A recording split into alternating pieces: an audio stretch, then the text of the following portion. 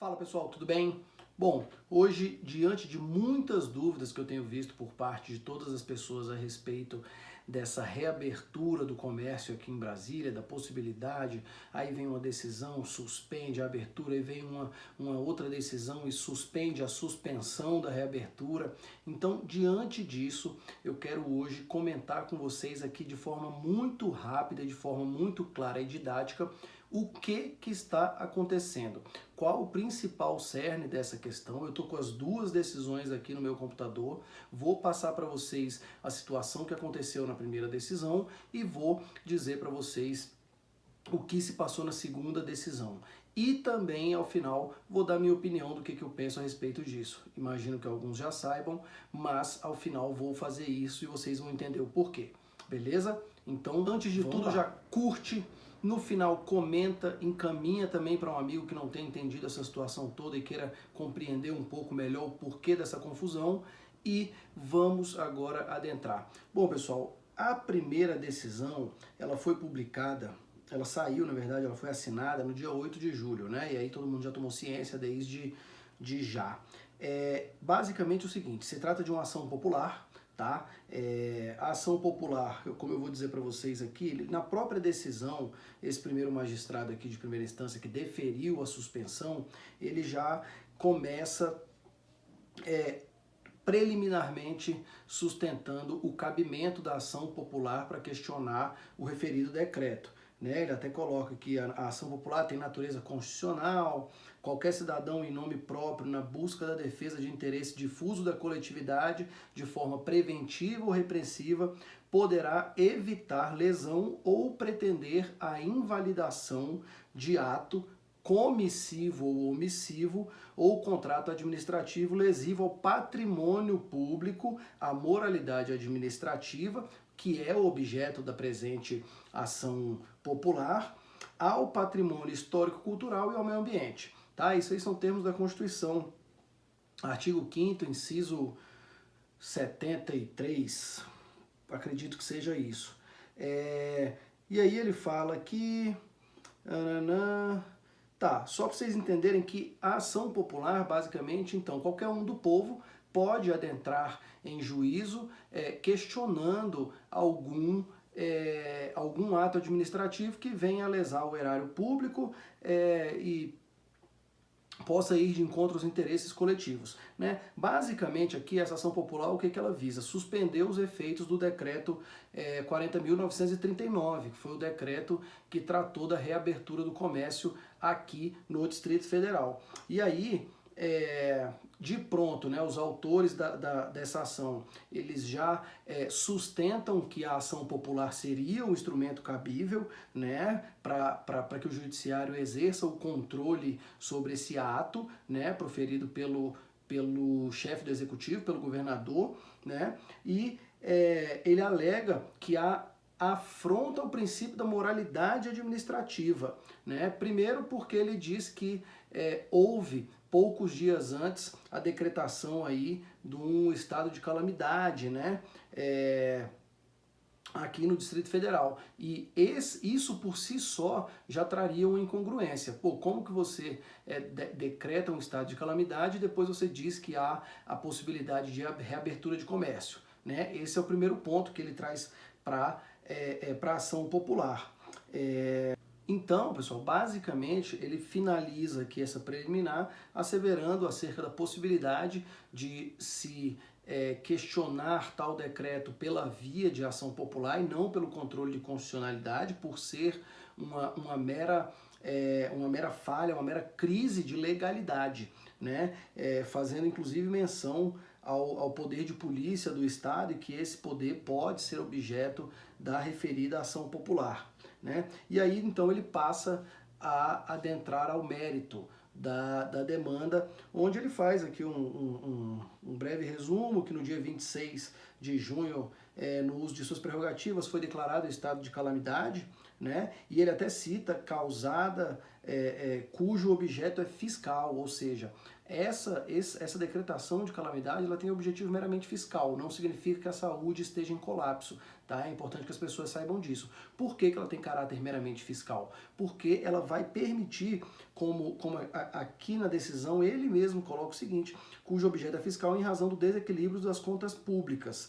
Porque nesse caso é possível de se flexibilizar as metas da Lei de Responsabilidade Fiscal do Estado, né? Ou seja, você decreta o estado de calamidade e aí você acaba por postergar esses repasses aí da lei de responsabilidade fiscal, e você pode pegar esses recursos e colocá-los, realocá-los onde você tenha a necessidade, que no caso agora seria na saúde, né? Então ele mesmo já faz esse apontamento, e aí ao final, o fato é que o decreto de calamidade pública, ainda que tenha função preponderantemente fiscal, retrata a crise econômica que se relaciona diretamente com a crise sanitária. Então ele faz um link com a situação econômica, com esse decreto, mesmo que ele tenha caráter claramente fiscal, com a crise sanitária, tá? E aí ele segue trazendo aqui algumas. Eu tenho um pensamento para mim, eu não acredito muito em imparcialidade, acho que todos nós somos dotados de princípios, de uma cultura, temos influência do meio externo, né?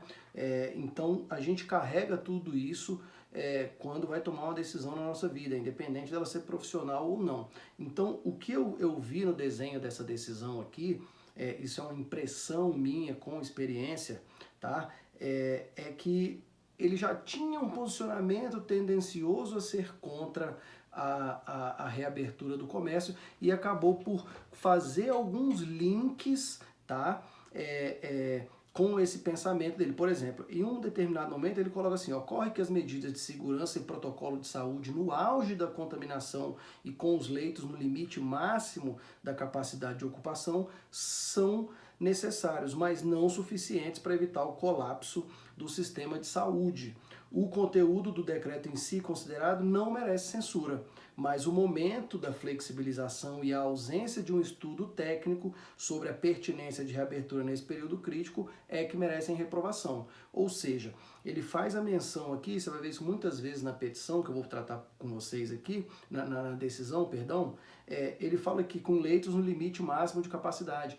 E logo depois ele fala que não se tem um estudo técnico sobre a pertinência da reabertura. Mas ele acabou de mencionar uma questão de limite máximo de capacidade de ocupação sem qualquer comprovação. Foi uma alegação que ele fez de forma simples e singela, entendeu? E eu tenho uma ressalva quanto a essa questão do estudo técnico, porque nós temos estudos de todos os lados. Hoje nós temos diversas opiniões, em que pese isso não venha se retratando de forma muito clara a todos, mas existe uma controvérsia muito grande a respeito do tema, não só a respeito do vírus, mas também a respeito da função social desses decretos, dessas vedações, os limites disso, até onde o judiciário pode intervir, até onde o poder público, por qualquer de seus poderes, poderia intervir na vida privada, né? Então, ele segue aqui fazendo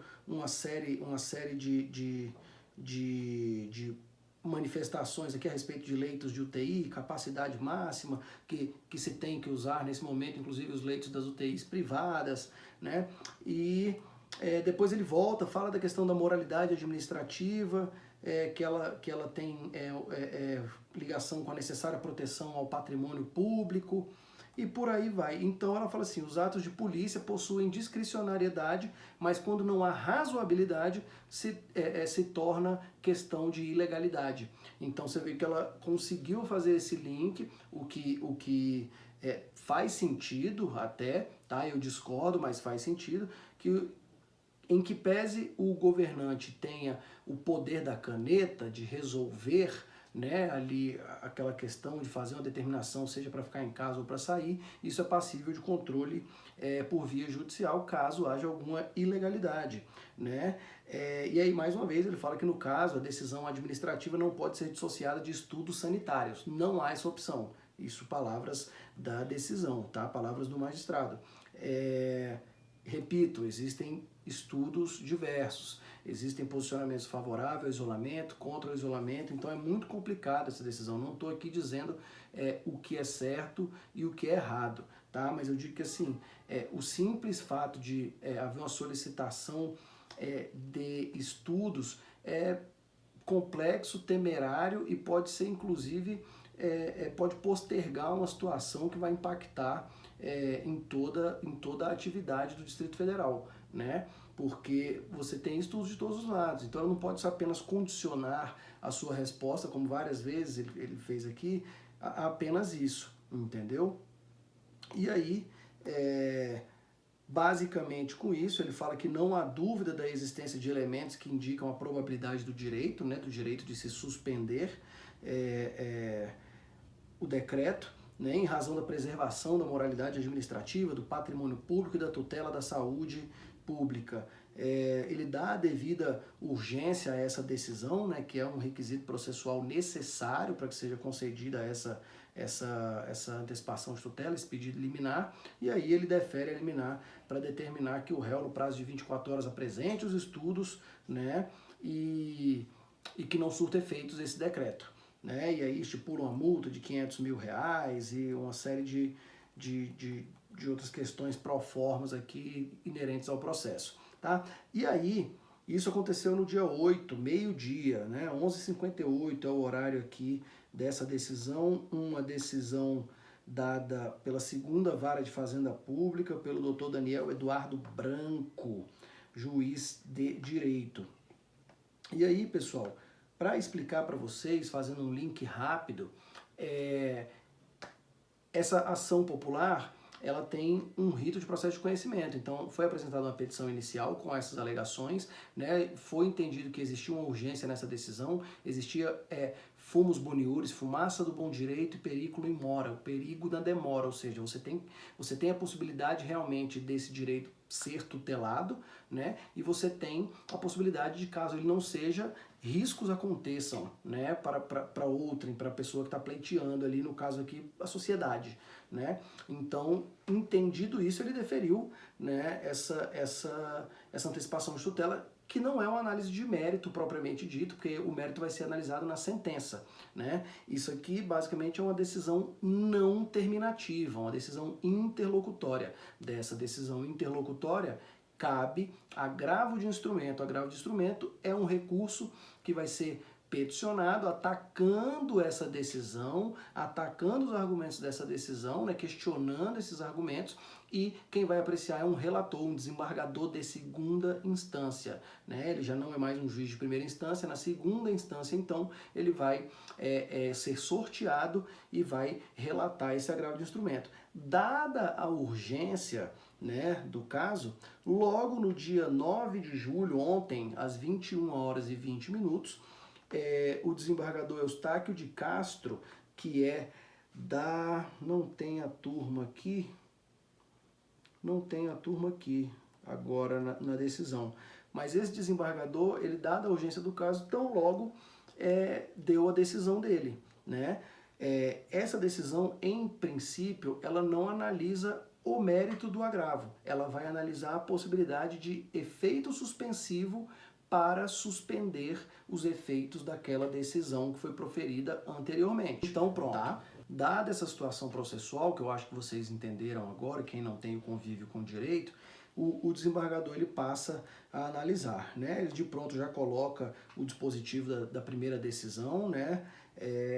E aí, posteriormente, esse relatório ele passa a decidir. E aí ele já suscita, tão logo em questão preliminar, aí a existência de conflito de competência já instaurado dentro do STJ, tá? Tratando exatamente da multiplicidade de demandas, né, a respeito do mesmo assunto aqui no Distrito Federal, entendeu? Mas isso não obstou, né, que ele fosse competente para julgar essa decisão. Então ele já declarou tão logo a competência dele, falou, não, esse processo aqui pode ser julgado por mim mesmo e eu vou passar a apreciar. E o interessante dessa decisão é que ele já começa batendo muito no ponto que eu basicamente defendo muito, que é a tripartição de poderes. Né? Ele inclusive menciona o Aires Brito, ex-ministro do Supremo Tribunal Federal, dizendo que a Constituição é a única lei que não é produzida pelo Estado. Né? Ela, na verdade, ela é feita pelo povo para regular o Estado e o poder do Estado. E a partir dali, a partir do momento que ela é regulada, que o Estado consegue se desenvolver, que o Estado consegue exercer o seu poder de polícia, que o seu poder moderador.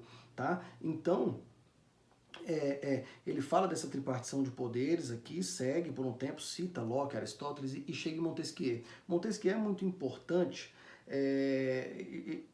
ele é o pai da tripartição de poderes, e ele tem um livro que é do Espírito das Leis, e ele faz algumas menções aqui a esse livro que é muito interessante, e ele até cita aqui um ponto que estaria tudo perdido se um mesmo homem ou um mesmo corpo de principais ou de nobres ou do povo exercesse os três poderes ao mesmo tempo. Ou seja, nós não temos como o legislativo julgar, como o judiciário legislar, o judiciário executar as normas, cada um tem as suas funções típicas. Claro que você tem funções atípicas, mas as funções típicas devem ser preconizadas. Né? Então ele faz algumas menções aqui, fala inclusive do controle judicial das políticas públicas, né? A forma como ele deve acontecer, mencionando questão de revisão judicial, freios e contrapesos, né? Para você encontrar um equilíbrio ali naquela balança.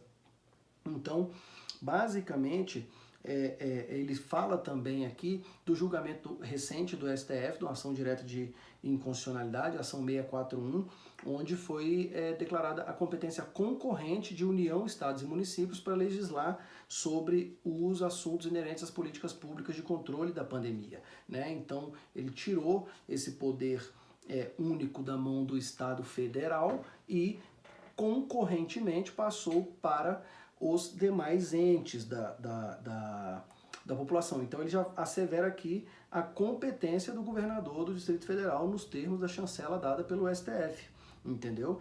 E depois ele vem aqui, ele suscita uma questão aqui dizendo que tem sérias dúvidas sobre a utilização da ação popular como mecanismo para controle desses decretos, né, de decretos de governadores.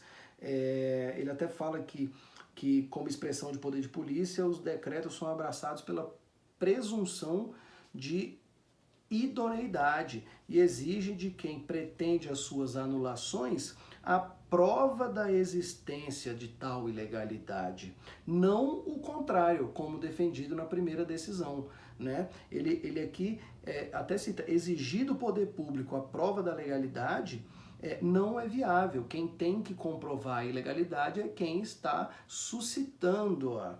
Né? Então, não havendo prova, ele até fala que sem isso transmuta-se apenas em intromissão do Poder Judiciário na competência destinada a agentes públicos eleitos pelo povo e sujeitos à responsabilização política. As consequências dada as consequências dessas decisões, né? Ele tem que se ater às consequências dessas decisões. Ao final aqui do decreto ele inclusive frisa isso muito bem. E ele finaliza essa parte dizendo que o Poder Judiciário não tem estrutura técnica para substituir a estrutura técnica do Poder Executivo. Né? Você vê que ele vem o tempo inteiro batendo na questão da competência do Poder Judiciário intervir em atos de outros poderes. Né? E aí ele fala que a ação popular, em entendimento este que eu corroboro, ela visa anular, ela se presta a anular atos lesivos ao patrimônio público, violadores dos princípios da administração pública estabelecidos no artigo 37 da Constituição Federal. É o LIMP, né? Legalidade, impessoalidade e moralidade, aí segue, entendeu? Publicidade, eficiência, vamos ver aqui, não adequada, portanto, para o controle de administração em sentido amplo. Então ele entende que o cabimento da ação popular não seria o mais adequado nesse momento para se contrapor a esse decreto. Né? Então ele deixa isso no ar também, não faz essa apreciação no momento, porque aqui visa a suspensão, né, dos efeitos daquela outra decisão e não o mérito propriamente dito. E aí, depois ele fala que não existe um vício de motivo, né? O motivo não tem nenhum embaraço, né? pois embora decretado o estado de calamidade pública, tal situação não retira, isso aqui é muito importante, não retira do administrador a capacidade de decidir os aspectos técnicos da saída do cerco sanitário. Ao contrário, dota o administrador de mais recursos e flexibilizações fiscais para garantir a ampliação do serviço público de saúde. Ou seja, ele decretou o estado de calamidade justamente para ter mais recursos e poder alocar esses recursos na saúde e ter um maior suporte para fazer girar todo o estado, a economia, o conceito social, tudo em perfeita harmonia. Não adianta a gente tratar a situação de agora como regra, a situação é exceção. A tendência é que nós abramos o comércio, a tendência é que nós voltemos ao normal e façamos dinheiro, façamos a economia girar, geremos emprego e uma série de outros benefícios que a gente tem se a gente puder estar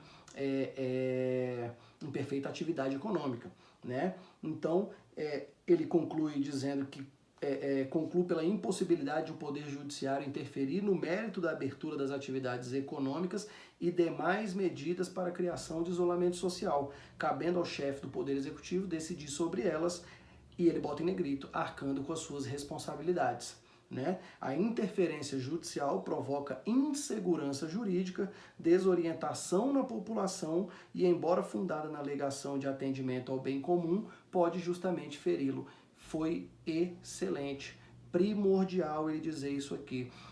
O excesso de intervenção judicial em atos normativos do Poder Executivo ou do Poder Legislativo causa um desconforto na sociedade, uma sensação de insegurança, né? Bota casaco, tira casaco. Eu acho que essa foi a legenda que eu mais vi na internet em relação a essas decisões. Então, isso, ao invés de tutelar o bem público, acaba chancelando, né, a crise. Nós temos aí uma crise econômica, uma crise de saúde e passamos a ter uma crise de confusão, uma crise de entendimento, né? Nós não conseguimos evoluir nesse sentido. E aí ele ainda fala, ao final, para se eximir de qualquer intromissão, asseverando todo o discurso dele, toda a decisão dele, que por oportuna presente decisão não tem o condão de dizer se as atividades de abertura do comércio, de parques, escolas e etc. são adequadas ou responsáveis. Ao contrário, aponta apenas a competência do governador para decidir sobre elas, arcando com seu próprio custo, repito e friso, ou seja, cabe ao executivo tratar dessa matéria. Não se sabe ainda se a ação popular vai ser o meio adequado para esse questionamento, né? Você viu que essa questão aqui ainda está no ar, mas basicamente é isso. Então ele deferiu o efeito suspensivo para suspender a decisão agravada, a decisão anterior. Tá? Esse agravo de instrumento ainda vai ter uma decisão, vai haver manifestação dos autores nele, e aí vai haver uma decisão, retornar-se-á com um processo para primeira instância para seguir seu curso normal, com apresentação de contestação, com apresentação de réplica, com apresentação de provas finais, e aí teremos uma sentença e o seu curso normal é provável que ele perca o objeto. Né? Essa ação deve perder o objeto porque em breve a situação não estará mais como hoje. Então essa discussão aqui, a tendência é que não exista no futuro. Tá bom? Então, pessoal, basicamente é isso que aconteceu. Tentei ser o mais breve possível aqui, de uma maneira bastante didática, mas acho que nesses 15 minutos aí vocês vão entender. Beleza? Basicamente é isso. Obrigado, curte, comenta, compartilha, manda para os amigos, explica para todo mundo que agora você já sabe. Valeu, abraço.